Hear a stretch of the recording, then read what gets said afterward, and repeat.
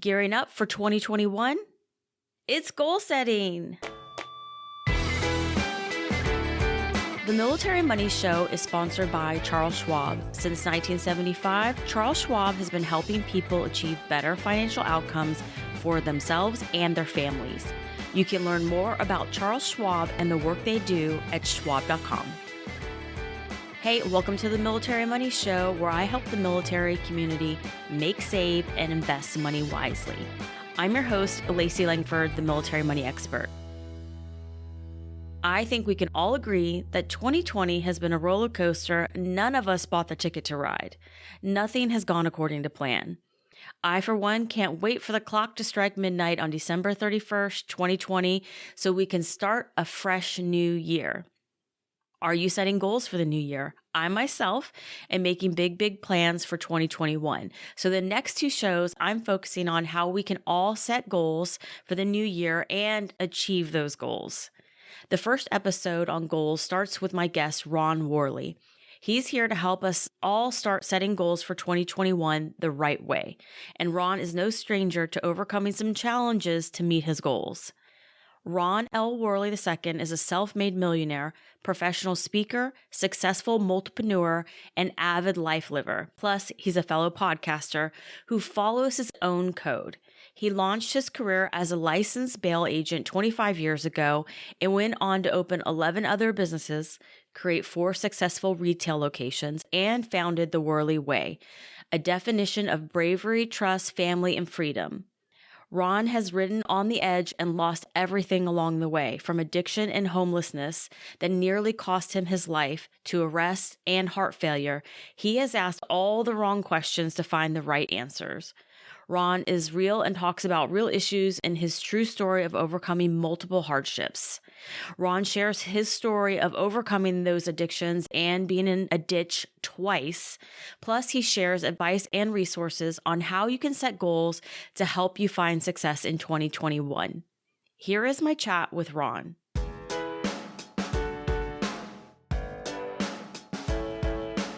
Hey, Ron, welcome to the show. I appreciate you being here. Oh, thank you, Lacey. I appreciate you having me on. I'm excited to talk to you because I got a copy of your book and a lot of stuff resonated with me. I will say there are some parts that definitely did not resonate with me, but your story is quite interesting and we'll get into that in a second. But I think there's a lot of things that people can learn from.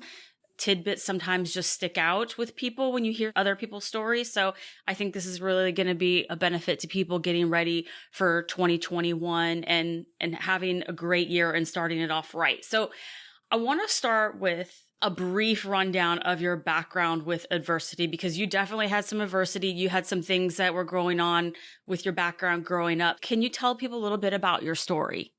Yeah, so I'll go all the way back. I was a drug addict at the age of 2 years old. My father thought it would be fun to get me high, starting as soon as I could use a straw, basically.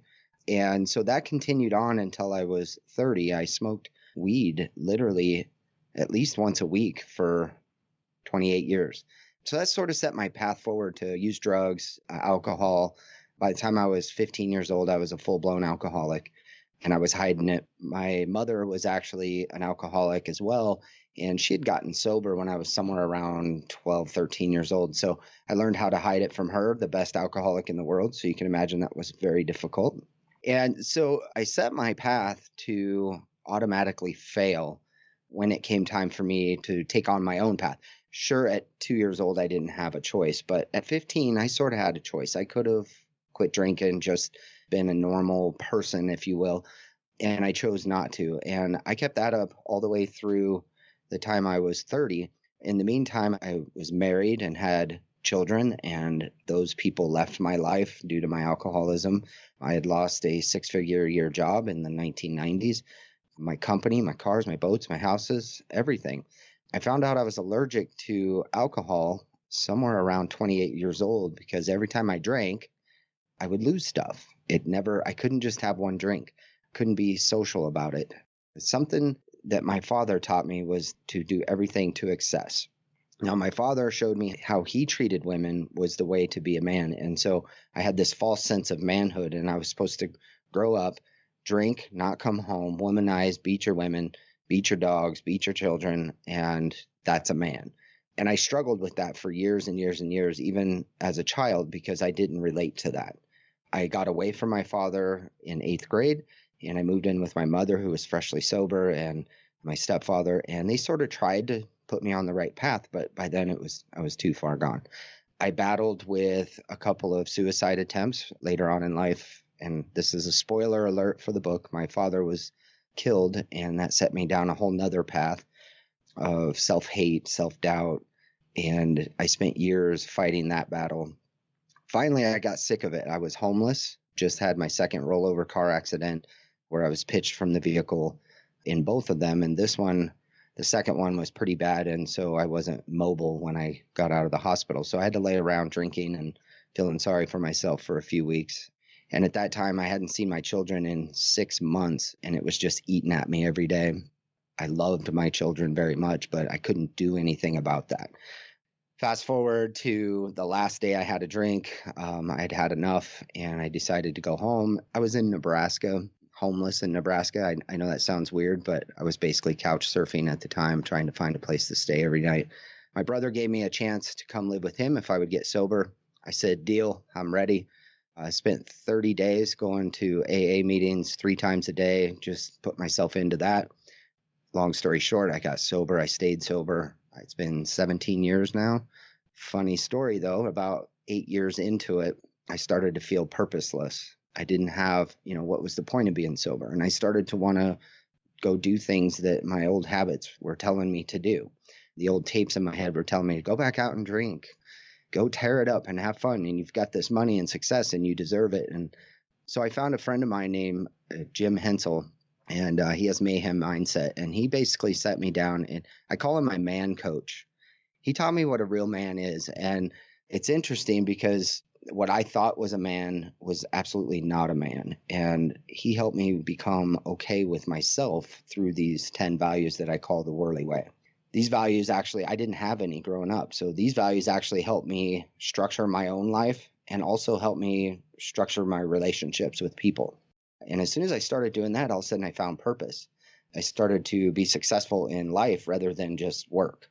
And that was pretty neat. So from there, I used those values to run my companies and my family, and fast forward another 9 years, and it's been a part of our lives. My children have their own values. They've read the book. We've gone through the mentor system with each one of them, and they've all got their own set of values, and they're running their lives that way too. So the miracle is that right there, that the children didn't get messed up from my alcoholism. Yes.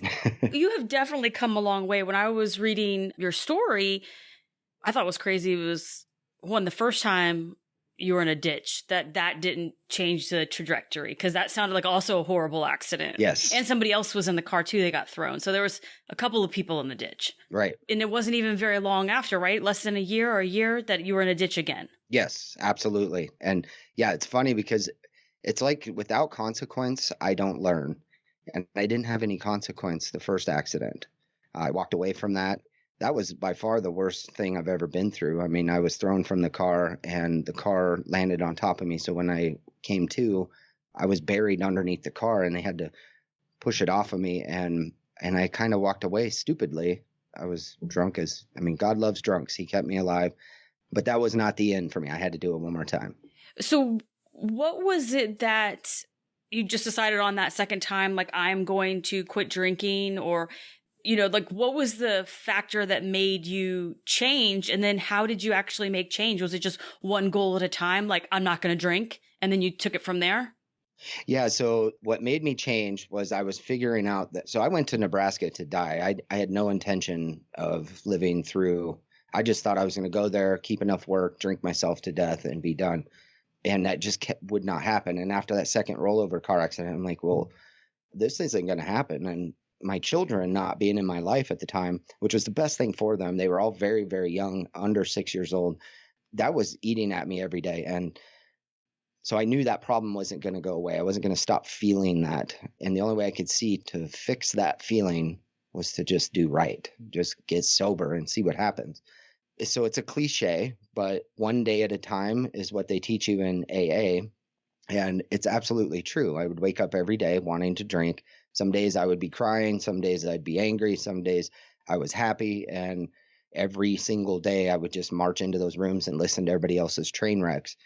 And through those rooms, I mean, I only stayed there a year, but I heard some horrendous stories that were worse than mine. And these are men that were much older than I was too. And I just could not see myself, I was still young, I had a chance. And for the first time, I thought that in my head that, oh, I have a chance. I'm not too old for this. Despair sets in and the depression, and you think there's no way out. But through those rooms, I was able to, one day at a time and several sponsors later, understand that I had lots of life to live. And more importantly, I had my children's lives to live. And I didn't want them to walk down the same path that I did. So it was time to stop the cycle.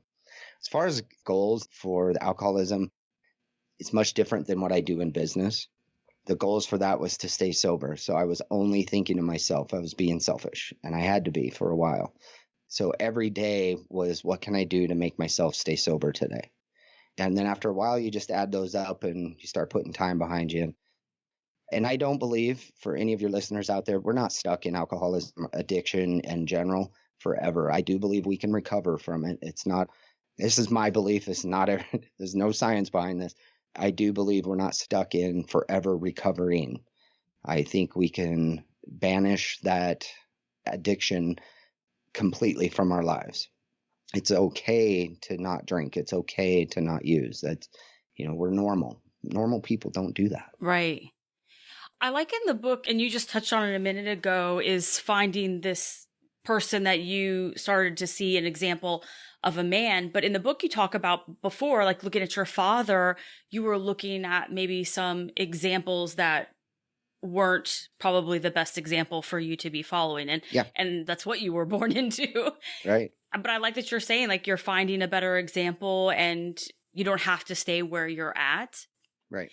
How can people use goal setting to create a path to success, even when they have obstacles, when they have this baggage in their past? Because I feel like as a financial coach, I see this all the time because that's impacts finances. People grow up with parents that are addicted and it impacts their finances. So they're choosing to take the money and buy drugs or alcohol instead of food on the table, pay the light bill. Right. And so those are discussions I've had with a lot of people, surprisingly, or that they just are spendthrifts. Right. If they have it, they're going to spend it and they don't have the priorities that they should. And so people have this past. How can they set goals to get past all of that? Yeah. So you said so much there, and a lot of that I relate to. I am a spendthrift, and what I had to do was go out and have multiple jobs because I had my have-tos. Those are the bills I have to pay, the child support, the alimony, everything that I had to pay every month. That there wasn't enough money left over for me and my lifestyle I wanted. And so I always keep 2 or 3 companies, 2 or 3 jobs going. When I first got sober, I was working for a company, and then I was also a bail bondsman at the time. I brought that back. So I was making 2 different incomes and working 15 hours a day so that I could set myself up to have my children again. The goal was get my children back. In order to do that, I had to get caught up on alimony and child support, and I had to make sure I had a place to live for them, and all that takes money. And so I had nothing but time. So I'd work 15 hours a day, 2 different gigs. Finally, I made enough money to get them in the door. Where I think we get bogged down is that it's difficult to set a goal and achieve the goal. I like to look at it as it's a pyramid or a mountaintop, okay? And at the bottom of that, you set your goal. That first day you set your goal, and it sounds easy. Oh, great. Yeah, I want to start a new company, and here's this is all I got to do. And sounds easy, right? And as you start to work through it, oh, crap, it's a little harder than I thought. I've got to put some work into this. Next thing I know, I've got this bill or this project coming up, and it's a lot of work, and I don't have the time. And so we tend to start backing off. And then finally we get just almost to the peak of the mountain, and we say, I can't do it. It's too much. There's too much work involved. It's hard. I don't feel like doing that. I'd rather go over here and buy a beer or go home and go to bed or whatever. But once we get to the very peak of that, we start to think to ourselves, oh, I think I can. I've made it this far. I think I can do it. The work is there, but I've raised my bar and now I can handle the workload. and we start to go down the other side of the mountain. That's basically where we get to the, oh, I'm doing it phase. That's how I tried to live most of my life, is in, oh, I'm doing it phase. And of course, at the bottom of the mountain is the success. So we've got to hit the peak in order to hit the success. Most people live in that I can't do it phase. They live between it's easy and I can't do it. And they just keep bouncing back and forth. They hear about an opportunity, they try it, they give up before it ever comes to fruition. Most entrepreneurs live on the other side of that mountain. Most entrepreneurs think they can, and they do. For me, that's where I go. So I tell everybody, the first thing you got to do is you got to put it in your mind that you've got to get it done. Every day you get up and you get stuff done. Okay. It's just got to be ingrained in you. Hard work is a part of life. Nothing's easy. And so every day you get up and get something done. What I like to do is set reminders, and I also set specific time per goal I'm trying to meet. If I'm starting a new company, it may be really fun to work hard at that company for the first month, but then we get into that, oh, it's getting harder phase, and I'm not sure I can do this phase. And so you may have to back off and just make sure you set aside time. For instance, I'm running 3 different companies and I decide to write a book. I don't know where I'm going to fit that time in, but it started out where I just would spend an hour a week. I'm writing a book. This is what I'm doing for 1 hour a week. And pretty soon I'd start to raise the bar and I would find more time. It would get easier over time to sit down for 2 hours and just keep writing, sometimes 3 hours. And once I got used to writing 1 to 3 hours a week, it was actually pretty easy, and I banged out the book. I also set reminders for myself.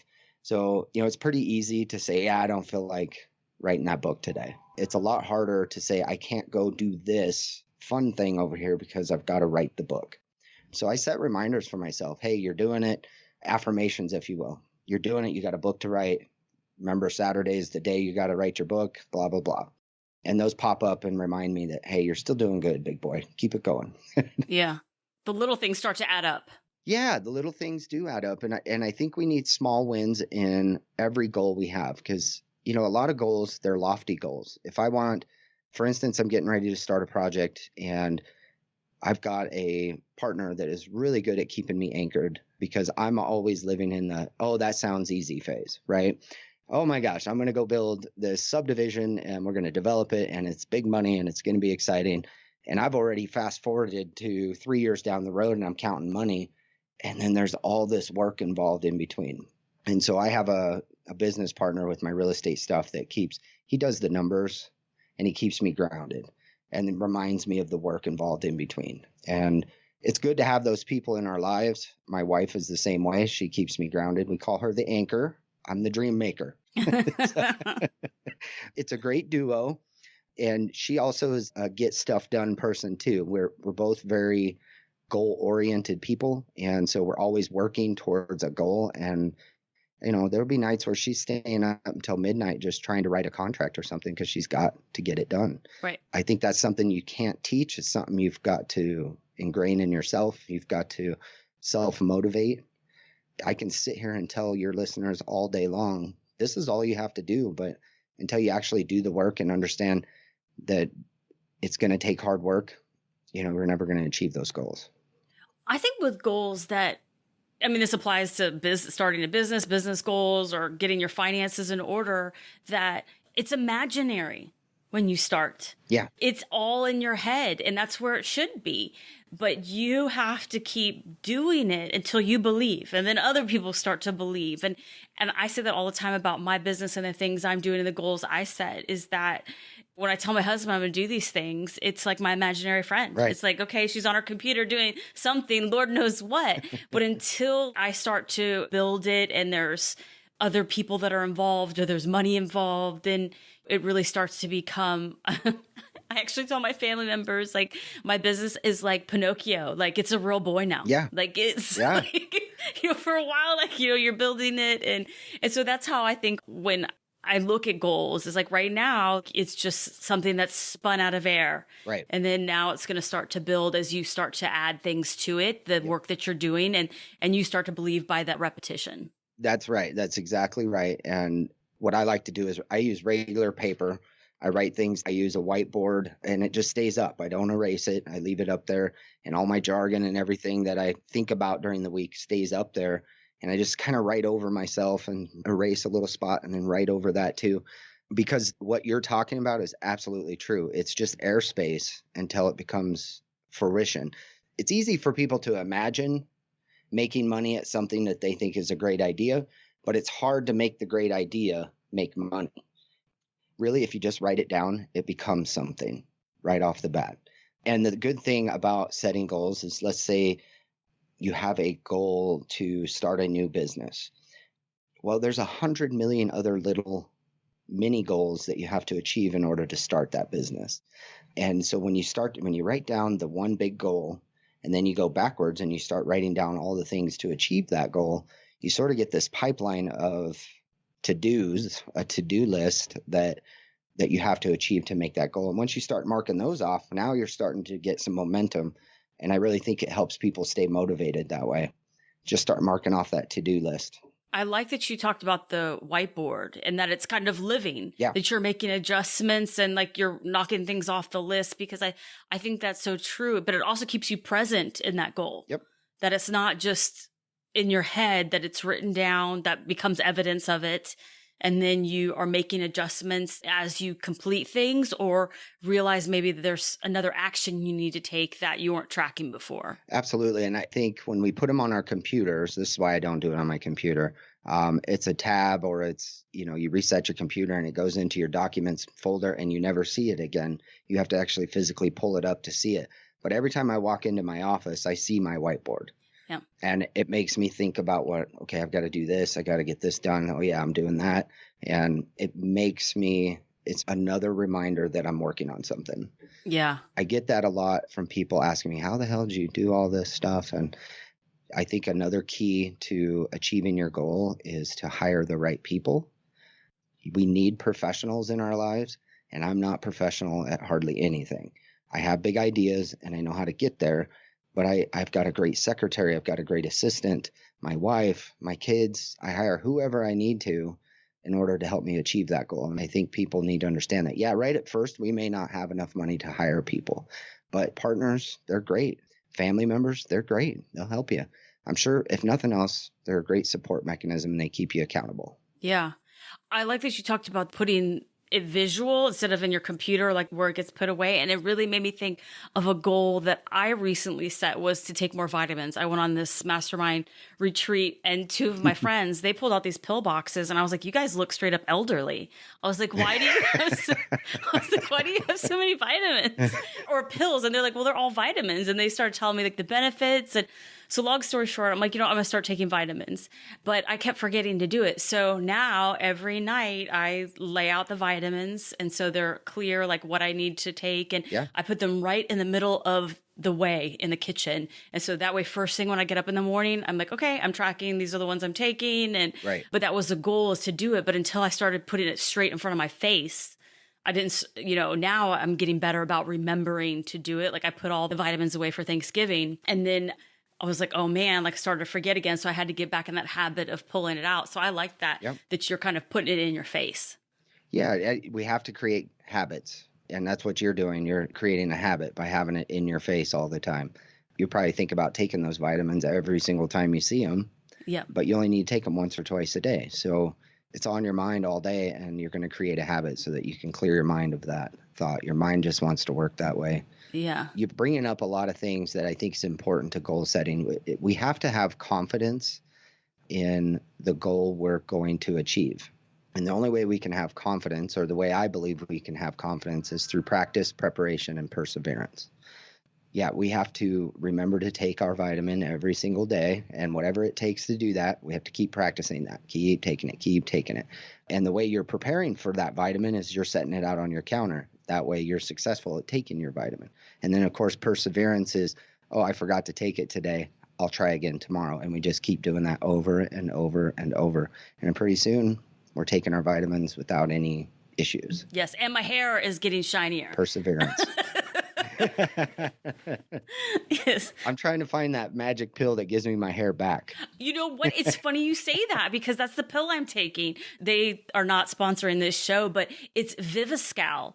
And you can get it at Target, and they have one for men and one for women, and it has done wonders to like make my hair thicker. Really? Yes, check it I'm out. going to take it. I will. Yes. You're an actual testimony to that because I've seen it on commercials. Oh, I forced both my sisters to start taking it. And actually, I have a family member that's a cancer survivor. And I was like, you need to start taking this pill because his hair changed after chemo.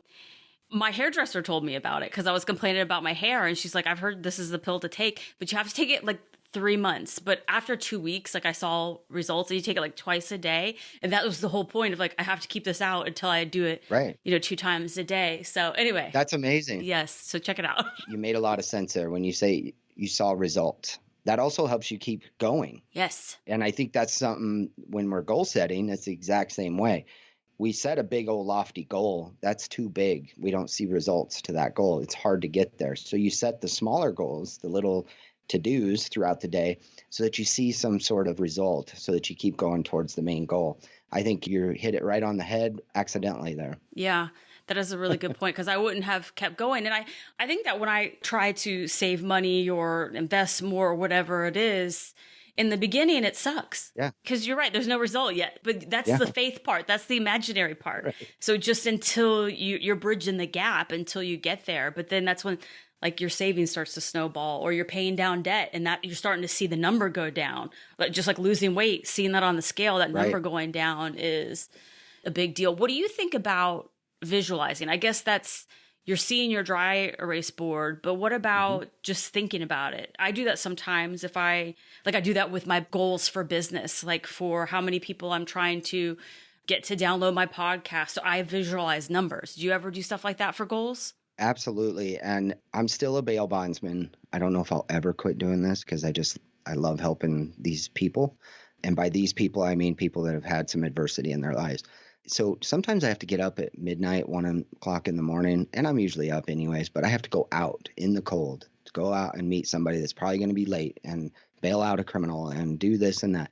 And it's not pleasant, but I have a goal in mind, and I won't say the number, but I have a goal of money I want to achieve income-wise in 1 year. And that goal has been my goal for 5 years. And last year we came really close. This is between my wife and I. We came really close, but then 2020 hit and 2020.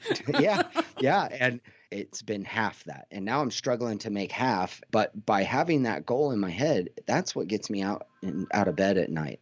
That's what keeps me working hard is that I'm trying to achieve this imaginary number, but it's not so imaginary when you get close to it the year before. Yeah. So all of a sudden it put validity to it.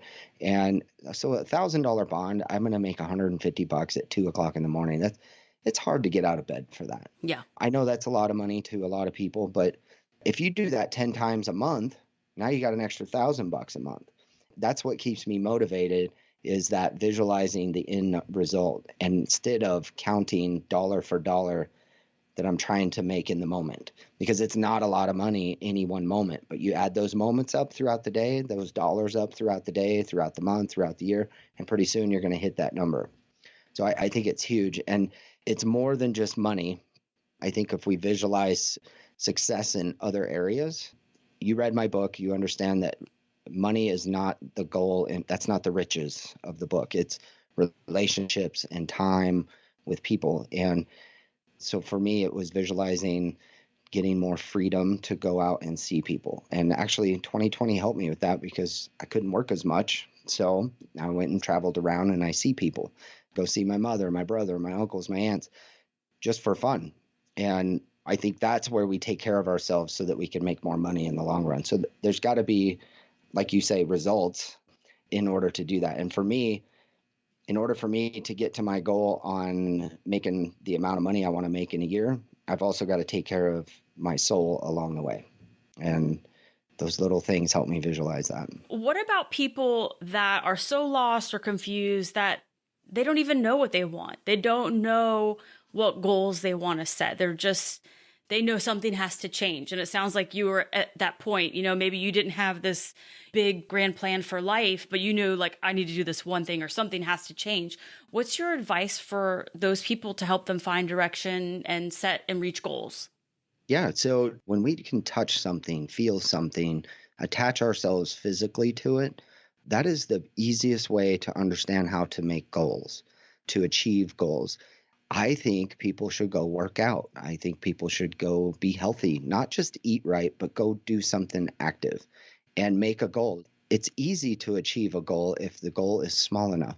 So go walk around the block for a week, and then next week, go walk around the block 2 weeks. Whatever your physical capabilities are. I'm currently in heart failure.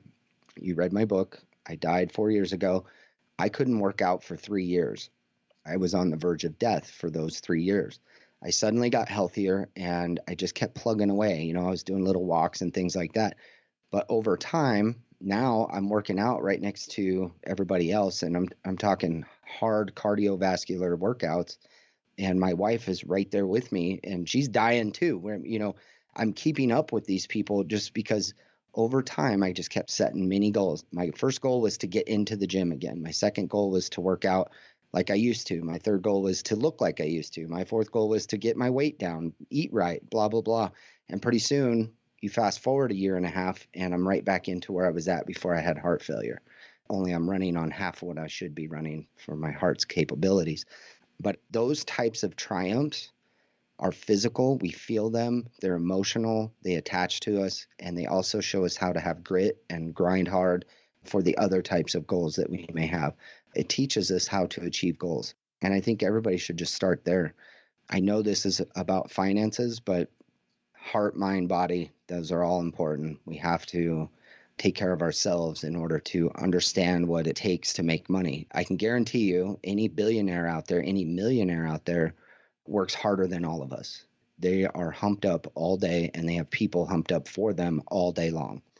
But they didn't start there. And we all have to start. So I think physical is the way to go, Lacey. Yeah. Start there. A lot of things you're saying, just even in your book, resonated with me. Like I made a lot of mistakes when I was younger, and I feel like that put me on a different path. I also had some crossroads. Like I, at a young age, was taking care of my mother who almost died, which kind of got me out of being so selfish and centered on my teenage life. Sure. But also too, talking about the health. I almost died when I had my first child, and I had like a rare condition. And I remember my midwife told me one thing, and when you said it, it made me remember, I didn't think about it at the time as a goal. So maybe right now, like you don't realize you're actually doing little goals, but you may not have set them clearly. But I remember she told me, you need to go outside for 30 minutes every day. Bingo. She's like, you've been through something very traumatic. She's like, you need some sunshine and fresh air every day. And I remember that was the one thing I was like, that's something I have to do every day.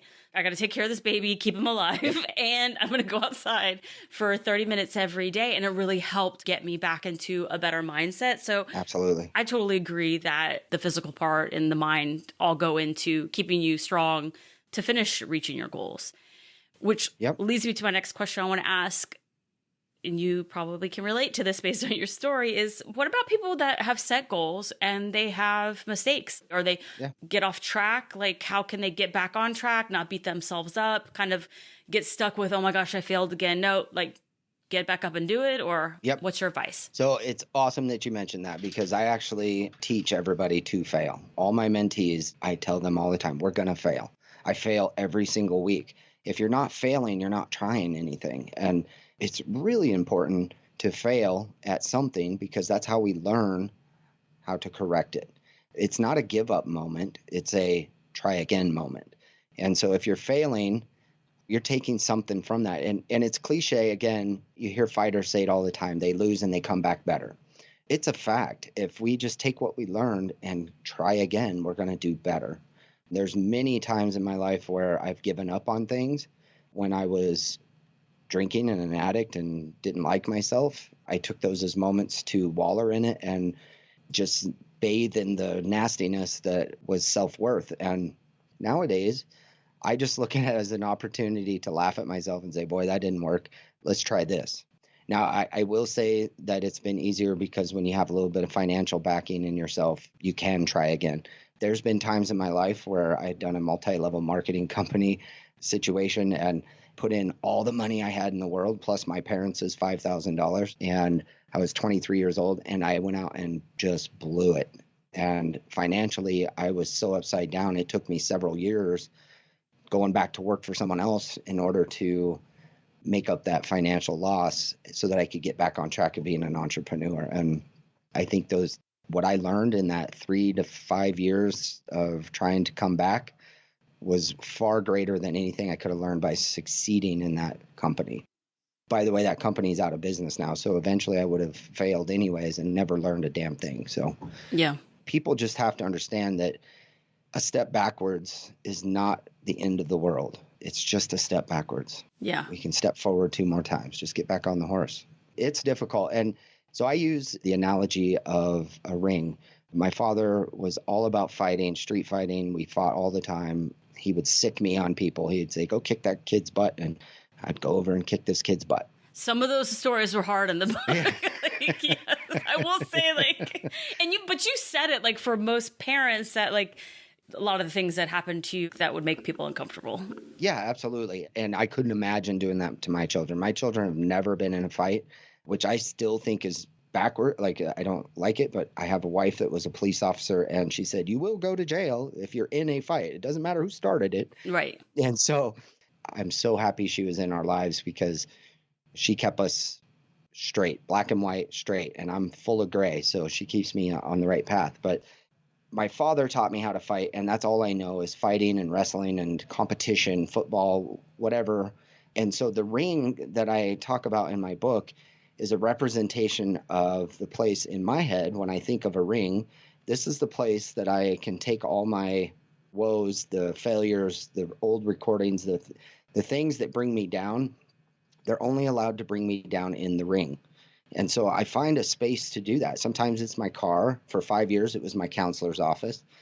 Sometimes it's in bed at night when I'm trying to fall asleep, and I'll battle through some of these mental blocks that come my way, the failures. I had got into an altercation, or a word altercation, with an old partner, and it ate away at me forever. She was in the wrong and I was in the right, and eventually she came and apologized. But for the whole time, it kept me awake at night, trying to figure out what I could have done differently. And I would fight that out at night in the ring, and then I'd wake up the next morning ready to go for my day. I try to keep the failures, the old tapes, the negative stuff, I try to keep that out of my day-to-day life.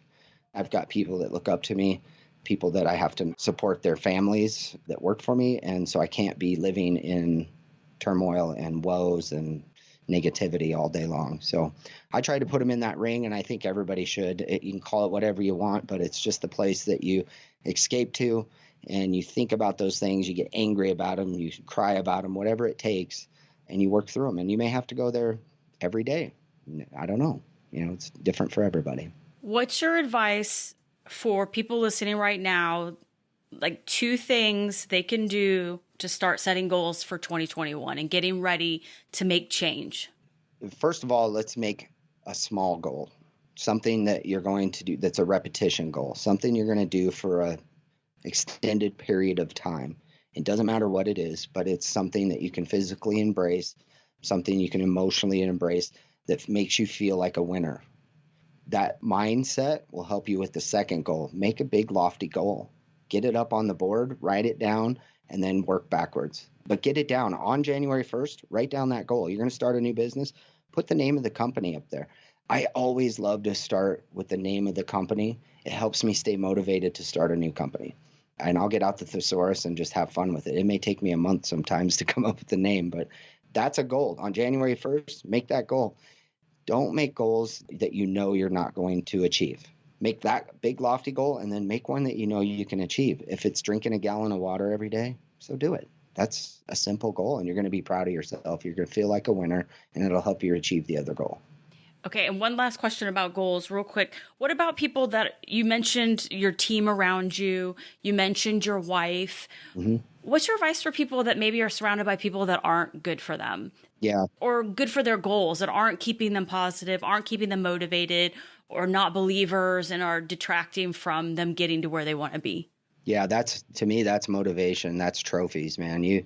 Those people are little trophies that you get to hold. And if you think of them as trophies, you'll understand that you get to win them. So the non-believers are like motivation for me. Still today, even my own wife will tell me that's ridiculous. Don't even try. What are you thinking? And I use that. Well, I'm going to see if I can do it. I just want to see if I can. I have the F it, try it motto. And it's nothing but bravery. Just give it a shot. Try it. There's going to be naysayers all throughout. Billionaires still deal with naysayers. They're not scared to fail, so therefore they don't care about those people. Right. That's huge. Don't be afraid to fail. Please go out and try and fail. Well, I love it. I feel like I could talk to you about goals all day long. I feel like your story, like all your businesses and things you've been through, definitely goals are key to where you've come in life. So, but I have two quick random questions I want to ask you that I ask everybody. What is one resource or tool that makes your life easier or business? Let's see. One tool I use. So a balanced scorecard is something that I use for every single business. And it's a scorecard of what your business is doing, basically. It doesn't matter how little or how great it's doing right now. It just keeps score. It's right down the middle. You can find this thing on my website. I implement it in everybody that I help start up. That's the first thing we do after we do their values is come up with a balanced scorecard. How are we going to gauge your goals based off of what your company is doing presently? Balanced scorecard. Okay. I'm going to put that in the show notes for everybody so you could check that out. My next question is, what is your favorite book right now or your favorite book of all time? And it can't be your book. Okay. So my buddy just wrote a cool book. It's called What to Teach Your Kids About Finances. That's the one I recently read. Right now, it's my favorite book. Not just because he's my buddy, because it was a cool concept. He goes in there and he talks about, he's got a young daughter that's, I think she's a freshman in high school now, but he wrote the book for her when she was in 6th grade. And originally it was What to Teach My Daughter About Finances. And it is full of cool stuff, right down to counting money and how to, he's an ex-banker. So he's got all this knowledge about how to use money and make money work for you. But he makes it super simple, and it's actually worked for me. And I'm going to give it to my older children now. But I think anybody that has any kids, probably 10 years or older, it's a greit book. Okay, wonderful. I'll be sure to also put that in the notes. Anything about teaching people about money is up my alley. So His name's Josh Fullenwider. He's the author. Okay, wonderful. Well, now it is time for my favorite part of the podcast, which is game time. And today we're going to play That's It. Okay. So I am going to give you a topic or a statement. I already have the answer on here, and you have to just shout out things until you get it right. So for example, I'm going to say an animal that starts with the letter A. The word on the card is aardvark. So you just keep saying animals that start with an A until you name the right one. Okay. This is like an IQ test, and I may just fail. No, you could totally do this. All right, first one. A baked potato topping. Bacon, sour cream, cheese, chives. Chives, you got it. See? I got it. Yes, I thought that was actually going to be hard. I would have said onions. I wouldn't have said chives. Okay. A chess piece. A rook, a queen, a king, a pawn, a knight. We're getting closer. You're running out. It's the other one. See, a rook, a king, a queen, a knight, a bishop. Yes, it's a bishop. Oh, good. Okay, last one. Something, you've gotten them all. Last one, though. Something that horses like to eat. Oh, hay, of course. Grass, carrots, apples. Carrots. I was going to say apples. I would not have said carrots. You did good. You got them all. Yes. Yes. Well, I really appreciate you playing the game and coming on the show to talk about your story, your book, and advice on goal setting. Can you tell everybody listening where they can learn more about you and what you're up to? Yeah, absolutely. I'm at ronworley.com or at Ron L. Worley on Facebook, or Ronald L. Worley II. That's 2 little I's on Instagram. And I am playing with TikTok, but don't find me there because it's stupid. Still practicing. Okay. Yeah. All right. Well, I will be sure to put all the links in the show notes for everybody for that. Thank you again, Ron. I appreciate it. Yes. Thank you, Lacey. Have a good night.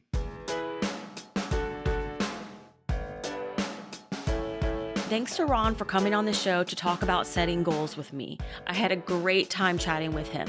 Thank you to Charles Schwab for providing support to the Military Money Show. To learn more about Charles Schwab and how they can help you reach your financial goals, visit schwab.com today. You can head over to laceylangford.com to get the notes and resources from the show.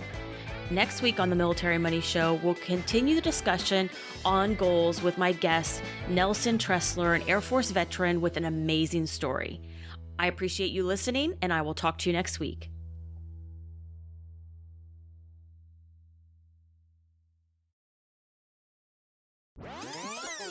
Do you have 2 more minutes? I'm going to keep recording. I want to ask you one more question. Yeah. Something kind of personal reading your story is I've done volunteer work in the prison system to teach people about personal finance. I realized that there's a lot of people that have been fighting for their lives since the day they were born, that they just didn't have some advantages in life and the situation. And what you talked about, role models, people in their lives to teach them these things. And so, they're just not in ideal conditions. How can people help in that situation? So people that have a criminal past, addiction past, when it comes to maybe whatever it is, their expertise, like me with personal finance, or you mentioned in your book too about you're basically unemployable because of your criminal past, your addiction, those type of things. So I guess somebody listening maybe that has a past like that, or somebody that wants to help somebody with a past like that. What's your advice? Yeah. And here's the great thing about our past. Other people forget about it over time. When I came back to my hometown here, everybody knew about my past. I was in the criminal up at the courthouse. I got arrested at the courthouse one time. I've been in and out of the court system, and I worked there. And so that's what they knew about me. But after about a year, people forgot. And they always want to see a good turnaround story. They root for you to get better. That's what people want to see. And so we've got to start somewhere, and that starts by stop beating ourselves up. Yeah. So I get this all the time with my felony clients. I can't find a job because I'm a felon. Well, anymore, that's not true. A lot of places will hire you. I don't have any felonies, but I didn't come out of my situation and start with a great job. I had to start for a sprinkler company, and I was a hand, and I was making $10 an hour.